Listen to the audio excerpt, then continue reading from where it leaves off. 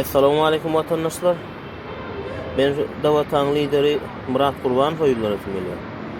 Murat ağa, bir liderli çıkışlar edip ýurdun içinde mitinge çıkmaklyga çağırış edip, mitinge çıkacak bolady döwletiň pulundan 500 dollar bermekligi wada beren bolýan bolup. Ýa oturan ýeriňizde özüňizçe ýurdun pulundan paýlap başladyňyz-da. Diňe halkyň aňyny bostyrjak bolýan başga hiç adam näl. Özüň lider sırap öýren gora ilk etjek çıkışlaryňa taýinlanyp soň çıkış etsen gowy bolar. Sapara anam çağırıp gepleş geçiren bolar. Men pikirimçe bu wagtlar ýene bir gurnanan oýunlaryň biri bolaýmasa, ondan soň sapara ýaşlaryň adına beri soralaryna anyk jogap bermekden gaça durup, umumy sözler bilen jogap berip çäklenler.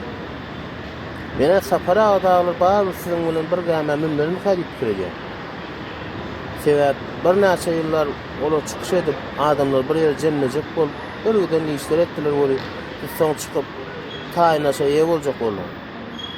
Bu zatlar etip bilmejenginden bilip inni Muhammed diýeje kiňiz gara maksatlaryňyza ýetmek üçin sapara adaga sırtyňyzy berjek bolýar.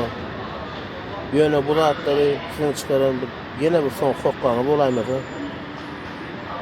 erteklerinizi aýdyp arzu ediberin. Arzu edenler bilen siziň biýiliniňe agram düşmeýär. Ýöne siziň arzularyňyz bar, başa barmaýmasa.